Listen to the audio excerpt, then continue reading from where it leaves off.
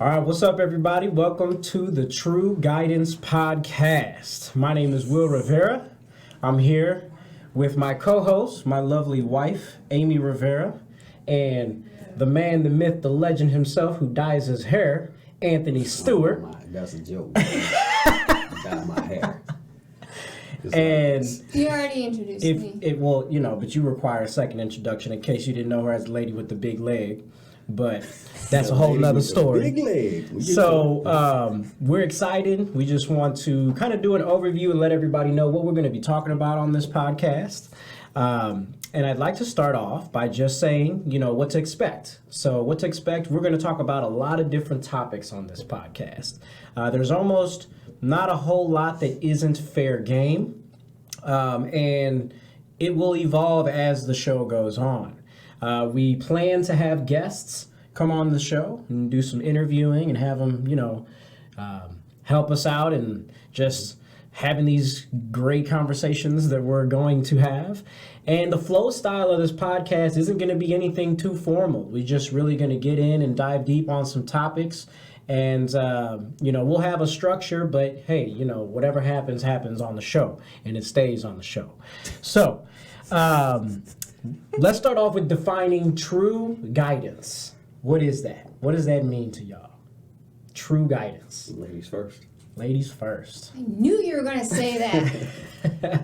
True guidance. Well, like you were saying earlier before the show started, the opposite of true is false. So there's a lot of false information out there. Mm-hmm. And our young people get false information every day from various different locations, such as social media, friends, family, schools. So we want to correct the information that they get. And we want to guide them in the direction that they need to be guided in. Because if I had true guidance when I was a kid, I wouldn't have ended up in so many dark places that I ended. Awesome. Mm-hmm. Guidance also refers to being led, to being blocked from going in an incorrect direction. So what we want to serve as like blinders, in a sense, to keep you focused on what should be most important and where to stay, to have your goals set. It's easy to lose track of your goals when you got a lot of stuff going on, this side, that side, and you don't have something like that carrot is a form of guidance for the horse that's running along the track or whatever. So right. Look at us like a carrot. Look at us like the blinders, just keeping you locked in on one thing. That's what we're trying to do with life. Because like she said, if we don't have that, I didn't have it either, and I ended up in a myriad of places that we will discuss later on because I was freestyling, on life. That way. Freestyling through life. Making it up as you go along which is, you may get in situations where you have to do that, but if you can take some guidance, take it. Like, seriously take it. Yeah. Some people, they enjoy making their mistakes through life, but that's one of the most unwise things that you can do. Mm-hmm. Because, why not learn from somebody else's mistake so that you don't trip and fall over the same one. So as she mentioned, true, the opposite of true is false. The opposite of being guided is being lost. So we're really trying to help people who are lost, whether they know it or not. You might just be, guided, but right now we're really trying to help people find their way in this misguided world right now. Mm-hmm. We want to give a sense of direction in this misguided world. So that's what this True Guidance podcast is all about. And what we're going to talk about is all the different areas of life. And I want to do a quick overview just to let y'all know we're going to be touching on 5 key areas. Health is absolutely vital. Without health, you have nothing. So we will definitely have certain episodes where we'll dive in a little deeper on different health topics. My wife being a lymphedema patient and expert, and there's a whole lot with that story. We'll definitely dive into the lymphedema thing, but just anything in general regarding health is very, very important. We're going to dive into wealth, financial advice and things like that, because it's not all about money, but without money you can't really function, you can't move, you're going to be trapped up. So you got to have some money, and it's not about the getting the money, but what to do when you have a little bit of money. You know, how to manage your money, and, you know, different things like that that you don't learn in school, that you don't learn until you get out here freestyling and figuring it out. Okay, you know, I got to do X, Y, Z. So we'll dive into some financial topics. We're going to talk about love, relationships, marriage, all of that. That's definitely a important part of life. We're going to talk about fulfillment, happiness, really fun, you know, purpose, those deep conversations.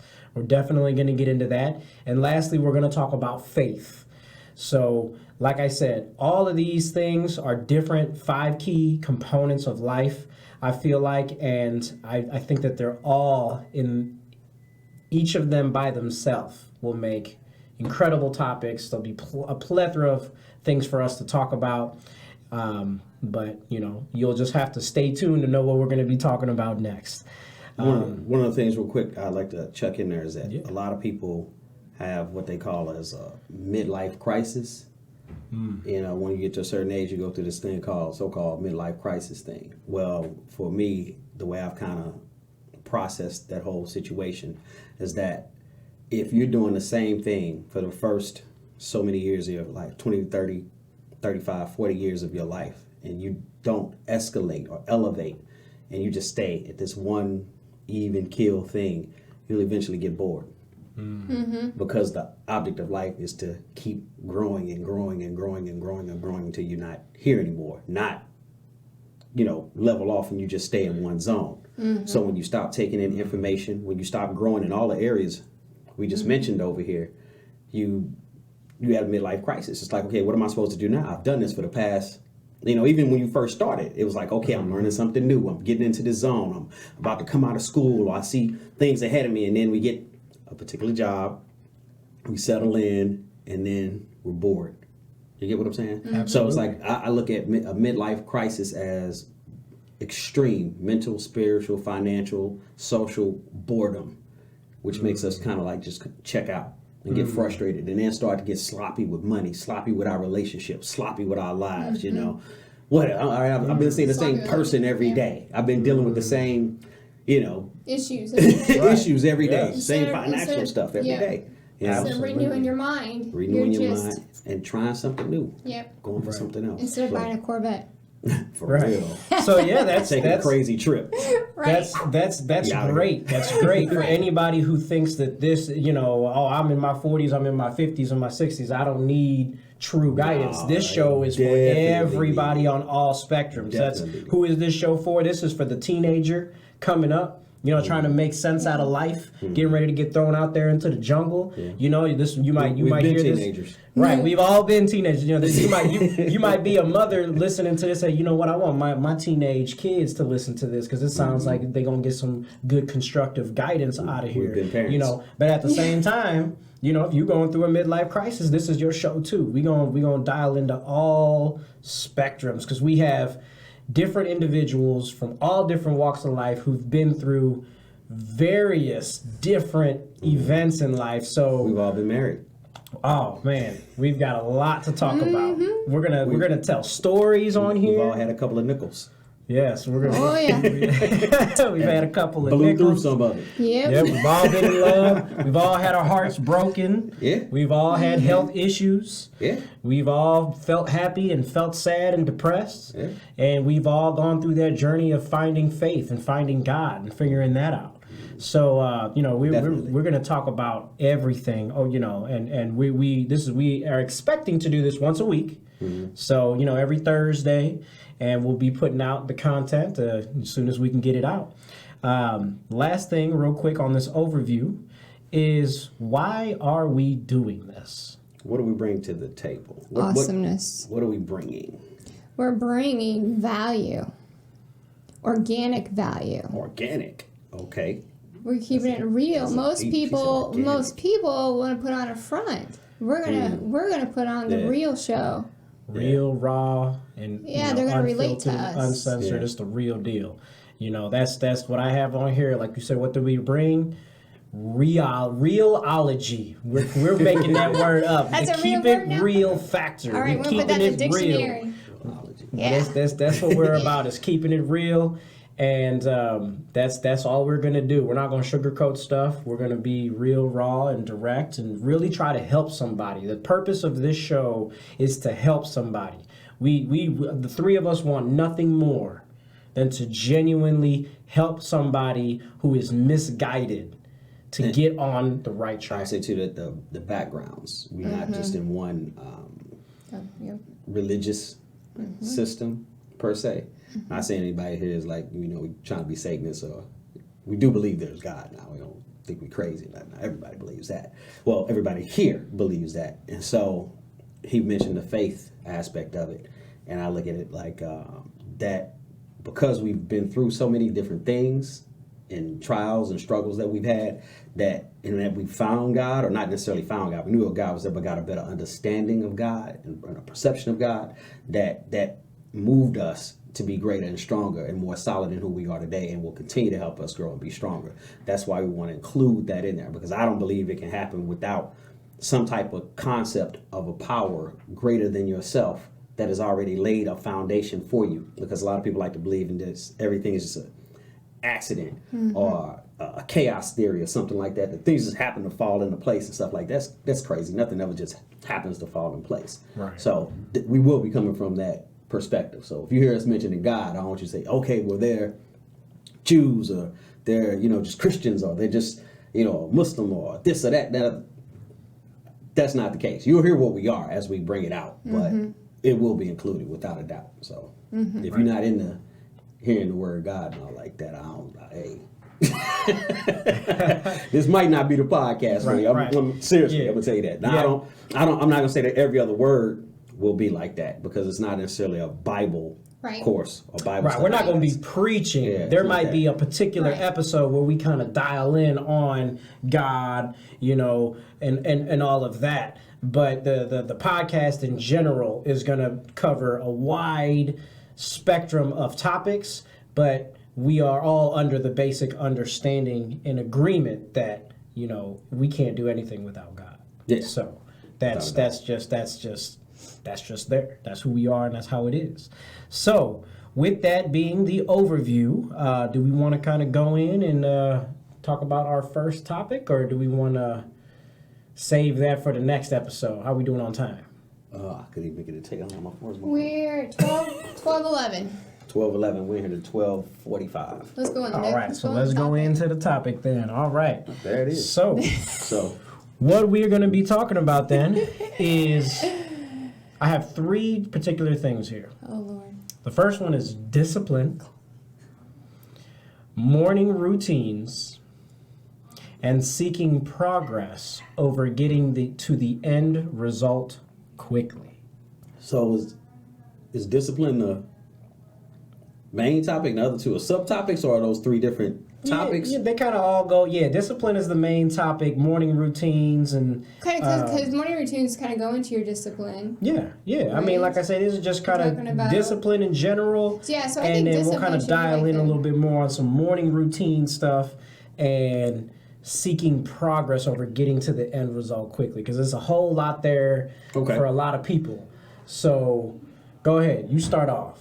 I see the wheels turning. See the wheels turning. For me, discipline or routine can save you in a lot of circumstances and situations, because we as people become emotional at times. So let me start off, like, for example, in a relationship. The person that I'm just started dating not too long ago, right?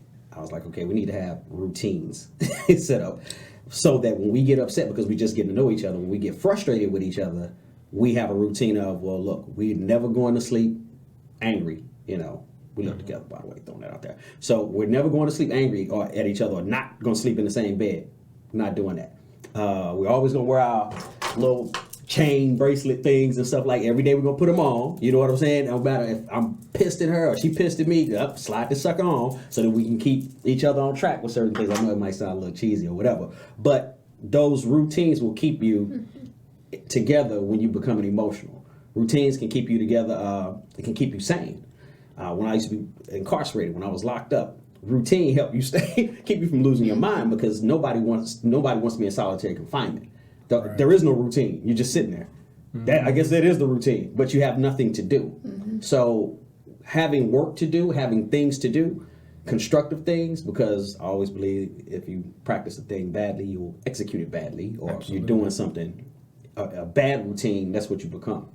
You want your routine to be, like I said, constructive, something that's going to help you to keep everything together, your mental, your emotional, and stay focused on your goals, because you might get bored, you might get tired of working on your goal today, but if it's a routine, if it's a habit, you'll get up and do it automatically. If you're in a habit of saving, if you're in a routine of saving money, you'll do it even when you might see some diamonds, ice cream, or something that you want to buy, some jewelry, a TV or whatever. You'll be like, man, I really like that, but let me go put this money away. Why? Because it's a habit of yours now. So anyway, routine has like really been a great benefit to me. That's why I want to check out. Absolutely, yeah. So discipline on a high level for me equals freedom. So when we're talking about discipline, we're not talking about like reprimanding or scolding your kids and that type of course correction, because a lot of people associate discipline with pain. But discipline, it's like foregoing immediate pleasure for gain in the future, right? So, for example, like he said, like he touched in, he's got those various different disciplines that he wants to apply into his relationship, you know, that help keep the relationship on a particular course. For example, if we go into the health side of it, discipline with eating the right kind of foods. You know, when you see that pizza sitting there or you see that ice cream there, and being able to say, man, I can't do it because I know I'm going to feel like crap later after I eat that, or I just put in all this work at the gym and I don't want to undo all that work, or, you know, that just, I love myself too much to want to go that route and let you do that. You know, discipline is a lot of self-talk, talking to yourself. So, you know, it completely equals freedom, because when you discipline yourself, say we're talking about in school, you know, or if you're learning a particular new skill and you have to read a lot, or you have to practice at something over and over and over. If you're an athlete, you know, discipline will give you that freedom to then be able to execute when it's showtime, when the lights are on. If you're a speaker and, you know, you have to practice, you know, and discipline yourself to do that, then whenever you go kill it on stage, there's your freedom. That's where your discipline pays off. So it's that, you know, foregoing immediate pleasure of, you know, sitting back, eating some Cheetos and watching Netflix all day because that's what you really want to do, you know, versus saying, I know I gotta, you know, I gotta grind. Even with that, then I'll definitely turn it over to Amy, because Amy kills like all the stuff, right? So that's why I'm trying to speak so much, because after that it's like over with and we all can just like leave. Yeah, but once Amy speaks, we can Oh, okay. But when it comes to that, the discipline thing too, and routine, for example, I drink quite a bit, right? But I have to have the habit and discipline of drinking water, which I'm pointing at my bottle of water that's sitting over there. That's what I'm If I don't drink enough water, I'll end up killing myself. It's because there are people out there who are like, oh, okay, well, you know, I don't drink this, that, and the other, or maybe you don't. But if you do, there's still a routine, health-wise, you can set up for yourself so that you don't end up killing yourself. There's people that drink too much coffee. Right? I know somebody right now suffering from all kind of stuff that doctors ain't even completely figured out for him yet, because he had a caffeine addiction. It went from coffee to chugging down these, what are those, energy drinks or whatever? Yeah. Just tons. Now his body started shutting down. He wasn't balancing that out. Not to say don't have caffeine, but, you know, if you can do that and you can quit and you want to do that, then go right ahead. But for those who are still living a certain type of lifestyle, there are certain things you can do to offset that so that you don't kill yourself or take yourself off the planet. Routine. Right, yeah, we're not condoning drinking or not condoning drinking, like he said, whether it's energy drinks, too much coffee, alcohol, whatever it is, sugary drinks, soda, you got to balance that out, and that all requires discipline, because your taste buds sure want what they want. That's always look at it like that. What's balancing that out, you know? So if I got, like you say, all sugar on this side, white sugar, salt going into my body on a day-to-day basis, okay. That ain't gonna work. Especially with it being a false food. And your body wakes up and goes, okay, you tricked us last night. Where's the real food at? You're going to have to get some real food over there. If you don't, you can't go buy, go get more sugar. Some do. I know, because, oh man, that's a crazy topic, because people are like, I'm hungry. Well, you're hungry because you lied to your system. Yeah. Like people eat ice cream at night. One of the worst things you do, eat something like that at night. But they tell you have your dessert at the end and then go to bed. Right. Well, you wake up hungry. Why? Because you just put a bunch of false food in your system, and now your body's like, what's the real food? What's up? Where's the food at? So now you're looking for breakfast, and you're like, but then you go and eat something sugary. Like cereal. It's crazy. So you stay hungry. You know what I mean? So what's on the other side? Where's the real food? What's the balance? Getting the habit and the routine of, and we can apply routine some anywhere. Ain't my fault. Go ahead. Yeah, no, I agree. So like with to dial in a little bit specifically on morning routines. The reason that I put that here as a topic that I'd like to talk about is because personally, my wife and I can attest to, and Anthony as well, there is just something to be said about the impact that a morning routine has on your day. For example, for me, myself, when I have my morning routine, my day goes totally different than if I don't have my morning routine. Now, it requires discipline to get up early in the morning and have my morning routine. And my morning routine consists of a few different things. Prayer, getting in the Word of God, working out, having a nutritious breakfast, reading a little bit. I like to stimulate and feed my body, my mind, and my spirit in the morning before I go out and tackle the day. So, I've got my workout in, I've ate a nutritional breakfast, I've read something, I've learned something new, stimulated my mind, I've gotten to my prayer, my meditation, reading the Word of God, getting into my, feeding my spirit. I feel ready to tackle the day. Now, no matter what it is, whatever the workday brings or whatever, if it's a personal workday, we all know how sometimes you got to spend 5 hours doing yard work or whatever it is, cleaning the house, taking care of kids, whatever. Or if you got meeting after meeting after meeting after meeting, or you got to hit that 9 to 5 grind, whatever it is, having that discipline to get up extra early in the morning and do that routine that really arms you for your day, it's a night and day difference. Please speak on this. So, yeah. Well, let me go back into the discipline and routine. I had to have discipline to take care of my disease. And my discipline actually goes into my routine before I had my third surgery. And that was I had to get up in the morning and I had to pump for 2 hours, which is a pump on my leg, and it moves the fluid through my leg. Then I had to dry brush, which is a dry brush, soft bristle brush, and I had to brush my leg to move the lymph. I'm going to cut you off. Why don't you let the people know what your disease is that you have and all that for people who don't know, who are listening to the show for the first time. So I have lymphedema, which is you can be born with the condition or you can develop it from usually breast cancer survivors or any type of cancer. When you remove a lymph node, your lymphatic system is compromised. I just happened to be born without a lymphatic system. So I had to move the fluid myself. Otherwise, it stays in the affected area and becomes larger and larger. As my right leg did, it became 200% larger than my left leg because I didn't have a filtering system moving that fluid. So every day I had to have the discipline to wrap my leg, which consists of 16 bandages, 3 layers of foam, and a compression garment underneath, and then I'd have to rewrap 5, 6, 7 times a day. I had to stay disciplined because if I missed one time, and let's say I reduced maybe by 15 centimeters, and I missed one time, I would go back, that 10 hours of work would be gone, and now I would have 20, 30 hours of work ahead of me to reduce again.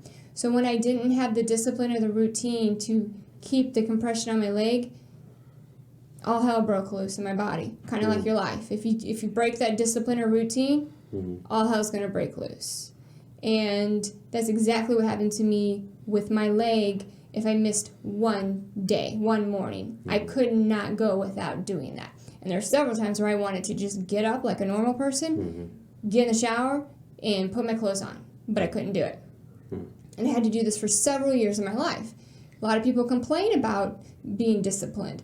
Oh, it's so hard, or I just can't do it, or I like my sleep too much. Well, do you like your sleep more than your life? Do you like your sugars more than like being on this earth? If you have diabetes or whatever, do you like that cake more than spending time with your family?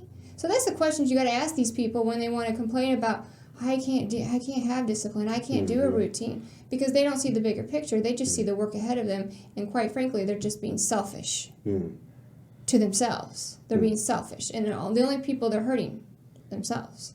So if I miss that routine or miss that morning, and I'm like, man, I just don't want to do it. However, if I don't do it, who am I going to hurt? And that's where I just continue to do it every single day, to the point where you don't even think about it. The I don'ts don't even come out of your mouth because they don't even come to your mind. I mean, if you look at it too, we're already kind of following a routine. The routine of sloppiness, the routine of chaos, the routine of death. You know, that's the routine that you may be currently following right now. You have a routine, but you need to, just like that's, like you don't have to think about eating a cake at 2 a.m, piece of cake at 2 a.m. You just do it. So that you're in a routine, but that's a bad routine. Right. So the routines we're talking about, that's why we keep using the word discipline too. Because when you say the word discipline, we're implying a constructive routine. Not just any routine, but a constructive routine. So if your routine doesn't enhance your life, doesn't move you towards your greater goals or purpose, if it doesn't, like I just said, if it doesn't enhance you, if it doesn't make you greater, then what's the point? Why do it?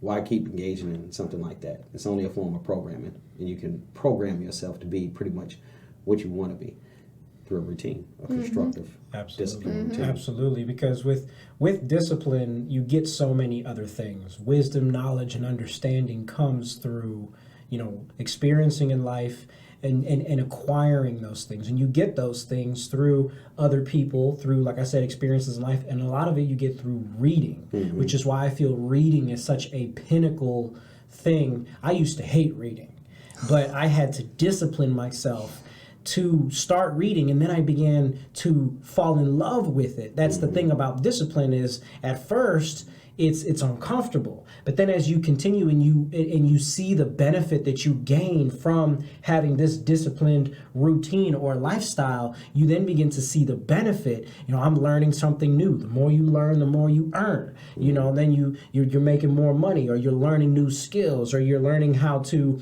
improve your relationship, or your marriage, or this and that. Because depending on what you read, as long as you're reading things that are going to be enriching to your life, you're not just reading whatever.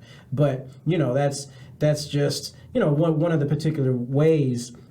One of the particular ways with reading though, I like to say this, that because that helped really transform my life. But first I want to say teach myself how to read, but I had to really build my vocabulary, which is an extreme challenge when it comes to reading. If your vocabulary is limited, then now you become frustrated because you're going over all these words that don't mean anything to you. Exactly. And so you're not getting anything from it. Then you start to say, so why am I looking at this again? Absolutely. I used to be like that in school too. So once I really got out here, it's like, oh man, I'm not reading that. Right. So as I built my vocabulary, I used to sit there and write words on little pieces of paper, put the definition on the back and then flip it over. But just writing the word out, then writing the definition gave it more time to built into that routine, that discipline of filling out the little 3x5 cards and whatnot. Putting the words over and flipping them back over to help me build that vocabulary, which after I started reading books, then I had more to talk about. Absolutely. You can conversate with people on other topics now. I remember at a certain point I got to where I felt like, man, once I read this book, this is me. A book on acupuncture. I don't know anything about acupuncture. Well, let me internalize it. I want to internalize it so that if somebody brought up acupuncture, I at least know what they're talking about. The different meridians within the body and the energy channels and tweaking them so that, energy flows properly and it enhances different aspects of your life. You know what I'm saying? But I'm not saying I know everything about acupuncture, but now I have basic understanding. I have a base understanding, so when somebody's talking about it, I can relate and go, oh, okay, wow. Right. I never would have known what lymphedema was. But then when somebody said elephantitis, like, okay, well, I remember hearing about that. And then it sounded so similar, like, well, there's no cure for elephantitis. Right. There's no cure for lymphedema. It's like, wait a minute, they're the same thing? Yeah. It's just a little different, but they dang near write exactly the same freaking thing. So now I have a better understanding. Now I didn't know nothing about what you were saying, how you have to pump, or you didn't have a lymphatic system. You know, lymph. Like we're building your vocabulary. Now you're like, oh, okay, I'm familiar with a lymphatic system. You know, if you don't study, then if you don't read, you don't build your vocabulary, then you really are limiting yourself dramatically so far as the life experience. Exactly. And I couldn't have said it better myself. You're limiting your own self and the experience that you're going to have in life because you're missing out on just so much knowledge and being able to have those fruitful, meaningful, deep, just energizing conversations with people, those enriching conversations with people. And to speak on what you said, to increase your vocabulary, like how you said you used to write it down, flip it, and write down the definitions, try to get to stick. There's actually apps that you can get on your phone now. Well, this is before apps. Right, before the apps. But I'm just, the new generation, I'm just letting everybody know. There is vocabulary builder apps where they, you know, been here a few moons. You can build your vocabulary like that. Yeah. But on another note, it's imperative for me when I read, I gotta have a laptop or my phone next to me with Google right there. Because when I hit a word I don't know, I Google it. Okay, bam, and then it helps you keep going. Like I can't read with just the book because if I run across a word I don't know, immediately, hey Google, what does such and such mean? You know, bam, and it tells you. So much. That's a beautiful thing right there. Yeah. I wouldn't have thought to use Google like that. That's how I use it. Like Google primarily, one of the most uses on my Google, you know how when you hit Google and you see all your recent search history, it's just words. It is. Wow. That I just be looking so that I can learn what the heck I'm reading or whatever. So I hear somebody say something on a movie or something. What does that word mean? I'll look it up. I'll pause the movie and look it up. Oh, that's what they're talking about. Like I gotta know. Just I'm to let you hungry for guys knowledge. know, he is the worst person drought. to watch movies with. The worst. I got a drought in my mind for knowledge. I'm thirsty for knowledge all the time. That's just how it is. Now, with that too, I'll say when it comes to reading, since we still talking about routines and discipline and whatnot, be careful what you read. Yeah. Because it becomes part of you. So if you just spend your time reading horror stories, fiction, certain things like that, that becomes your life, which is now you have troubles dealing in real life because you're trying to run back to an imaginary world or something that's not dealing with your day-to-day challenges. So you need to take in information that can help you solve problems in your day-to-day life. You know, I have a little story about that real quick. That's a great point because someone I used to work with got hot and heavy into all of the Mr. Gray, the Gray books. They're very, I'm trying to say this. Shades of Gray or something? Yeah, 50 Shades of Grey. I'm trying to think of a way of saying it. Like it's a very hot and heavy kind of romance novel series.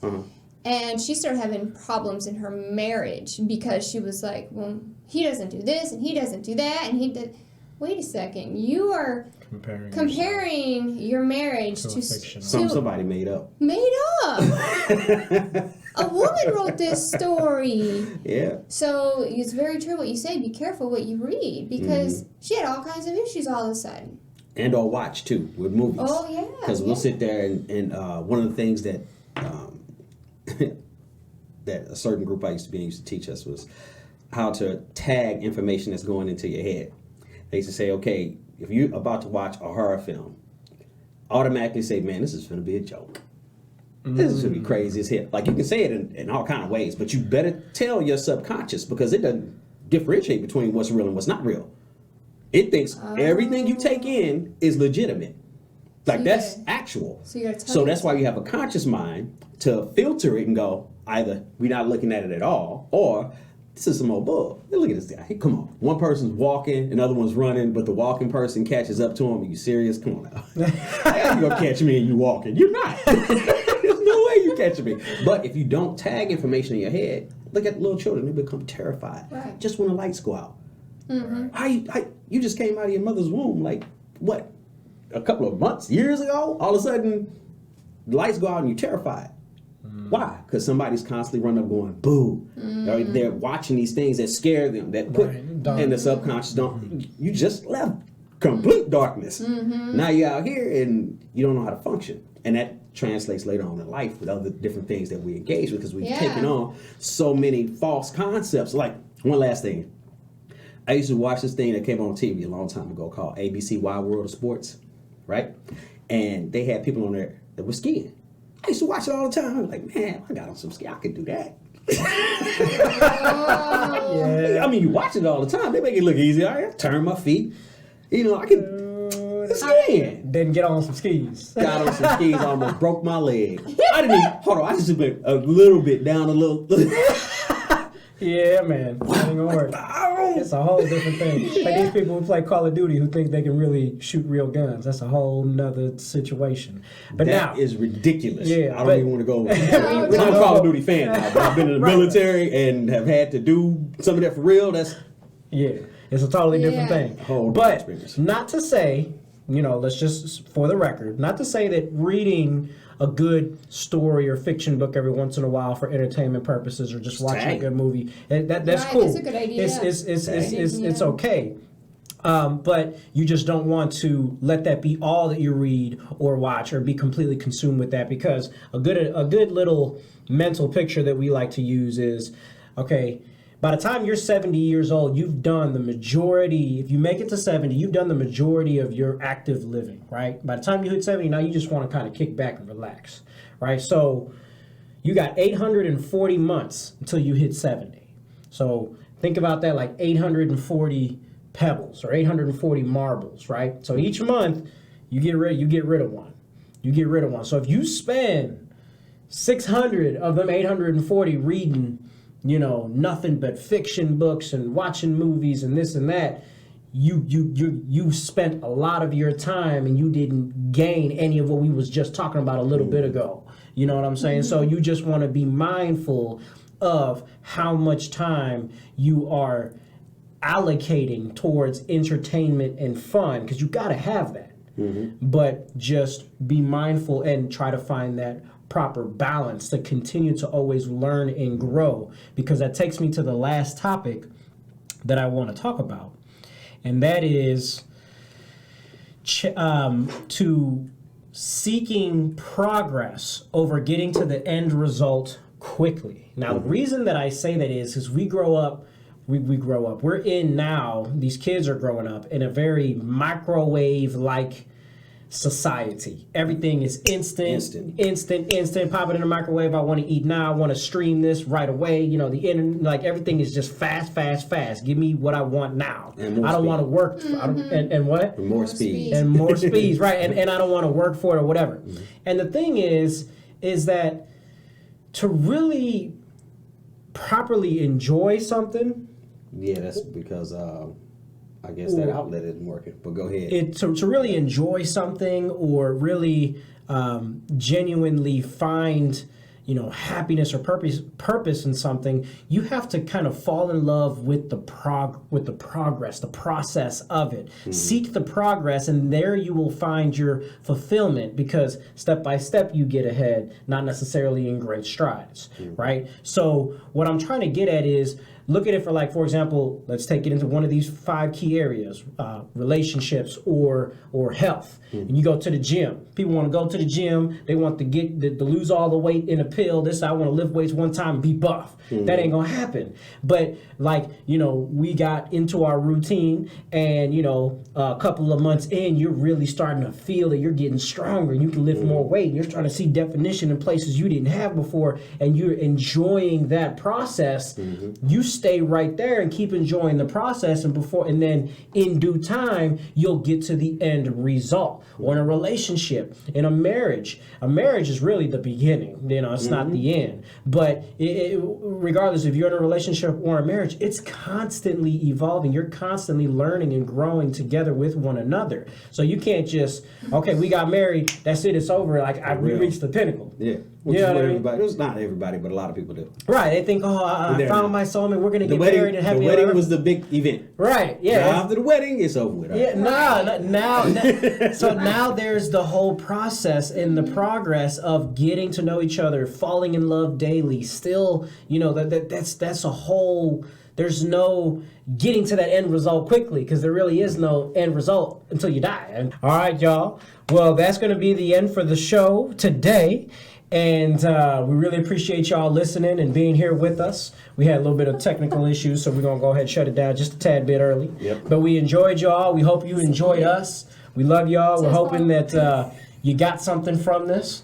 And we'll see y'all next week. All right. Take care. See y'all later. Yeah, Peace.